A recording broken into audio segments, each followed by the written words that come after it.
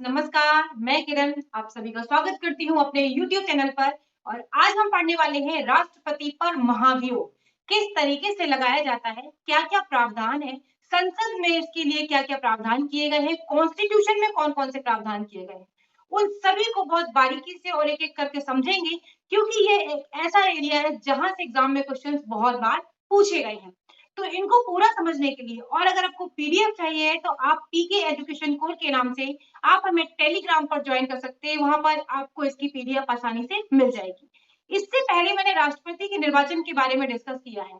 ये पूरी की पूरी सीरीज चल रही है पॉलिटी की, इंडियन पॉलिटी की, उसी में हम आज आगे बढ़ रहे हैं और राष्ट्रपति के महाभियोग की प्रक्रिया को हम देखेंगे। एक और बात आपसे शेयर करनी है, यूबीपीसीएस 2020 के लिए टेस्ट सीरीज भी मैं चला रही हूँ, उसको भी आप ज़रूर देखिएगा, आपको बहुत ज़्यादा वहाँ से फ़ायदा मिलेगा और इतने इम्पोर्टेंट मैंने क्वेश्चंस वहाँ पर डाले हैं, अगर आप देखेंगे तो आपको खुद ही लगेगा कि ये किस क्वेश्चंस एग्ज़ाम में कई बार पूछे गए हैं या फिर पूछे जाने की पूरी-पूरी उम्मीद हो सकती है।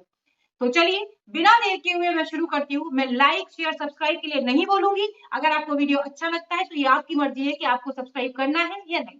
तो चलिए, शुरू करते हैं राष्ट्रपति पर महाभियोग के बारे में। राष्ट्रपति पर महाभियोग की अगर हम बात करेंगे, भारत के संविधान के अनुच्छेद 61 में राष्ट्रपति के जो राष्ट्रपति का पद है, उस पर महाभियोग के बारे में बात की गई है और इस पर राष्ट्रपति पर महाभियोग की प्रक्रिया चलाई जा सकती है आर्टिकल 61 के तहत।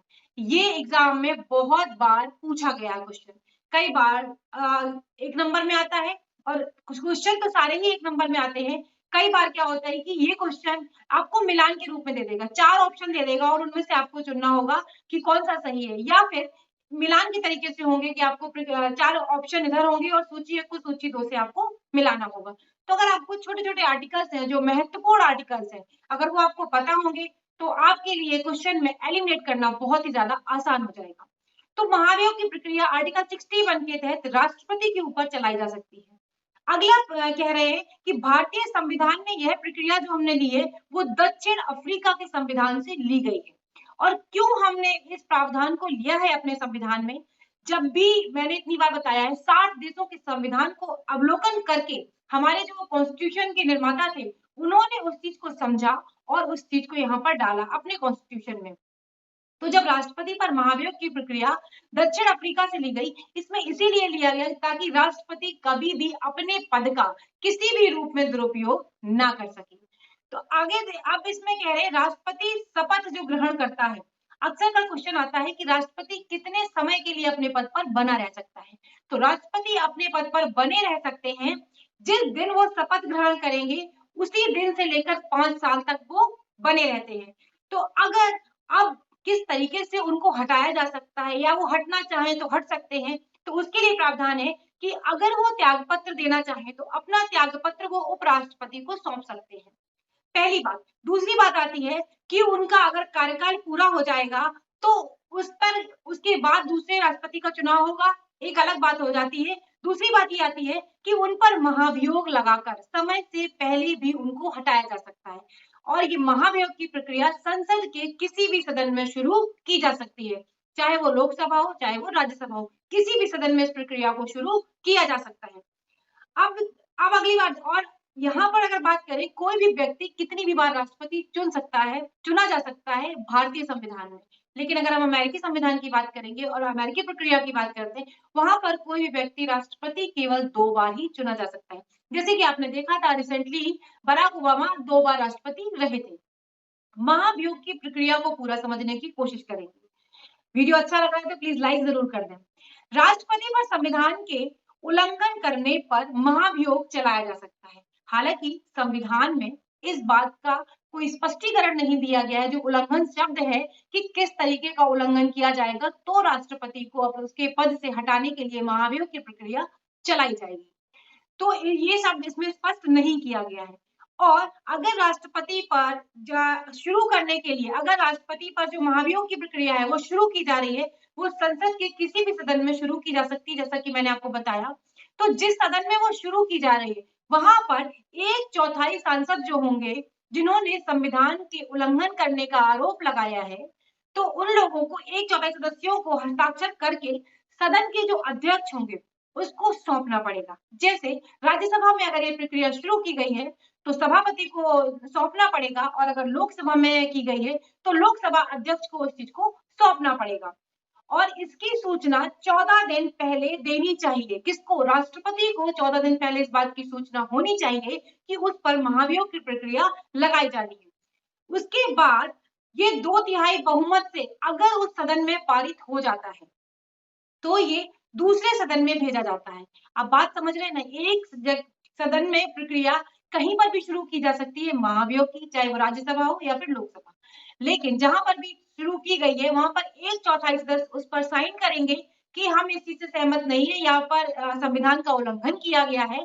तो उसके बाद क्या होगा कि वो संविधान के उल्लंघन के बिहाफ पर जो सदन में अध्यक्ष होगा उसको वो पत्र सौंपा जाएगा, और उसके बाद अगर वो 2/3 बहुमत से पारित हो जाता है तो वो अगले सदन में भेजा जाएगा, और इसकी वहां पर दूसरे सदन इसकी जांच चाहे तो जांच कर सकता है। इसमें राष्ट्रपति को उपस्थित होने तथा प्रतिनिधित्व कराने का अधिकार होगा। यदि दूसरा सदन भी इन आरोपों को बिल्कुल सही पाता है, जो आरोप राष्ट्रपति पर लगाए गए हैं, इन आरोपों को अगर सही पाया जाता है तो वहां पर भी अगर ये 2/3 बहुमत से पारित हो जाता है तो राष्ट्रपति को जिस दिन से पारित हुआ है उस दिन से राष्ट्रपति अपने पद से हट जाएगा, मतलब उन्हें उस पद से हटना होगा। तो महाभियोग की जो प्रक्रिया है वो एक तरीके से अर्ध न्यायिक प्रक्रिया है। कई बार एग्जाम में पूछा जाता है, तो आपको पता होना चाहिए कि राष्ट्रपति की जो महाभियोग की प्रक्रिया है संसद की एक अर्ध न्यायिक प्रक्रिया है। इसमें ध्यान रखने वाली 2 बातें हैं।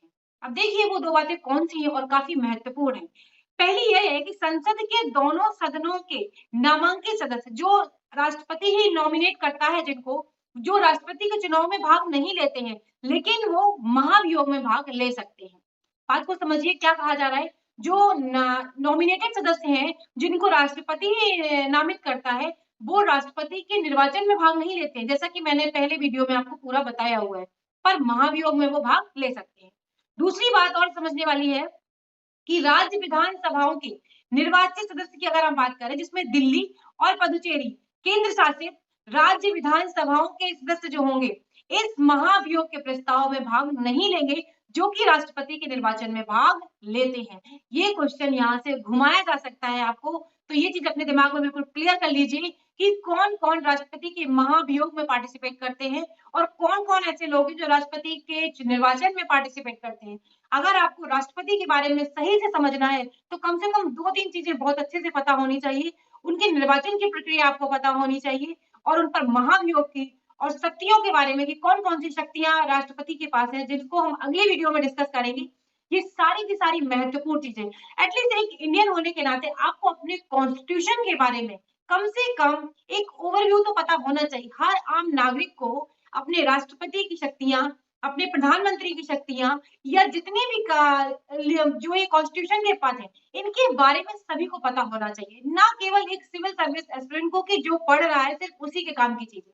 मुझे लगता है ये हर व्यक्ति को पता होनी चाहिए जिस देश में आप रह रहे हैं, एटलीस्ट उसका कॉन्स्टिट्यूशन तो पता हो आपको कि क्या आपके राइट्स हैं, किन के लिए आपको लड़ना है, किन के लिए आपको लोगों को समझाना है, और आप इस देश के नागरिक हैं तो किस तरीके से आपके ऊपर कौन से नियम लागू होते हैं, या फिर जो राष्ट्रपति पद के लिए चुना गया व्यक्ति है, या फिर जो हमारे प्रधानमंत्री हैं जो चुने जा रहे हैं वो जनता के लिए चुने जा रहे हैं। सत्ता में आने के बाद की सिचुएशन बिल्कुल अलग हो जाती है। जो कॉन्स्टिट्यूशन में लिखा है उसके अकॉर्डिंग अगर कोई भी पॉलिटिकल पार्टी का कोई व्यक्ति है, अगर उस पद का सही से निर्वहन करता तो देश में जिस तरीके के हालात हैं ये कभी नहीं होते, अभी है या उससे पहले रहे। मैं किसी सरकार के लिए या किसी चीज के लिए, मैं टॉपिक से थोड़ा डेविएट हो रही हूँ, लेकिन मैं किसी सरकार के लिए, किसी पर्टिकुलरली किसी बंदे के लिए नहीं कह रही, पर समाज की दृष्टि से देखा जाए तो जितने भी पॉलिटिशियन है वो सिर्फ और सिर्फ अपना उल्लू सीधा करते हैं। वो अपनी चीजों को समझने की कोशिश करते हैं कि हमारा मेरी कुर्सी कैसे बची रहेगी, ये मेन ऑब्जेक्टिव होता है, ना कि ये कि जनता के लिए क्या जरूरत है और जनता किन चीजों की डिमांड कर रही है, जनता किन चीजों में पिस रही है, मुझसे कैसे बाहर निकालना है। इन चीजों पर सोचने के लिए देखिए, आप सभी जानते हैं और हम भी जानते हैं कि योजनाएं बहुत बनती हैं, लेकिन उन योजनाओं का क्या फायदा जो योजनाएं एक आम व्यक्ति तक जिसको जरूरत है उस तक अगर नहीं पहुंच सकी, तो ऐसी योजनाएं बेकार है। अगर वो 50 में से कम, मैं ये कहती हूँ अगर 50 व्यक्तियों के लिए वो योजना बनी तो कम से कम 50% लोगों को ही उसका लाभ मिल जाए। यहाँ तो 10% भी लोगों को लाभ नहीं मिलता है, और जिन योजनाओं के लिए बात करी जाती है कि ये योजनाएं उन जो गरीब हैं उनके लिए बनाई गई हैं या जो समाज के वंचित लोग हैं उनके लिए बनाई गई हैं, ऐसा दिखाई देता नहीं है। ये सिर्फ एक कागजी पन्नों में और सिर्फ बड़ी-बड़ी हेडलाइन में और बड़ी-बड़ी न्यूज़ चैनल पे दिखाने के लिए सारी योजनाएँ हैं। सही में इनका उपयोग जिन तक पहुँचना चाहिए उन तक अगर वाक़ई सर्वे किया जाए तो बहुत ही कम है। तो ये कॉन्स्टिट्यूशन के कुछ पद हैं जिनके बारे में मैंने आपसे डिस्कस कर लिया। लेकिन अगर आप पॉलिटिकल मुद्दों को देखेंगे ये जो मुद्दे हैं पॉलिटिकल पार्टीज़ के तो बहुत वास्ट टॉपिक है, इन पर कोई अंत नहीं है और कितने डिस्कशन आप कर सकते हैं। तो मैंने बताया कि राष्ट्रपति के जो महाभियोग की प्रक्रिया है, उसमें कौन-कौन भाग नहीं लेते हैं। तो उसमें दिल्ली तथा पुडुचेरी केंद्र शासित राज्य विधानसभाओं के सदस्य इसमें भाग नहीं लेते हैं, जिन्होंने राष्ट्रपति के निर्वाचन में पार्टिसिपेट किया था या वहाँ पर भाग लिया था।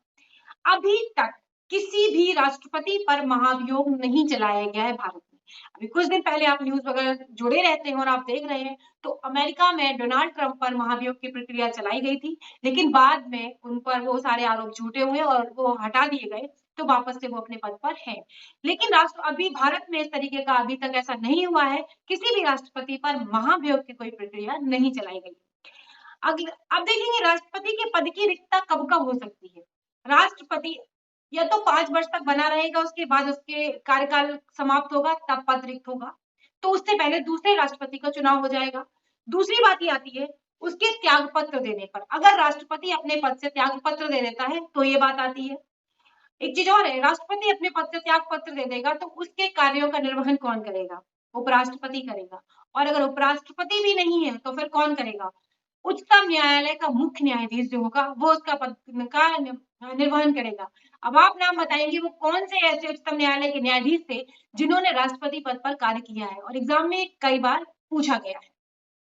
महाभियोग के द्वारा हटाए जाने पर भी राष्ट्रपति को पद से रिक्त किया जा सकता है। उनकी मृत्यु होने पर या फिर पद ग्रहण करने के बाद अवैध घोषित किया जाए, जो निर्वाचन हुआ उसको अवैध घोषित कर दिया जाए, तो भी उनके पद से रिक्तता हो जाएगी।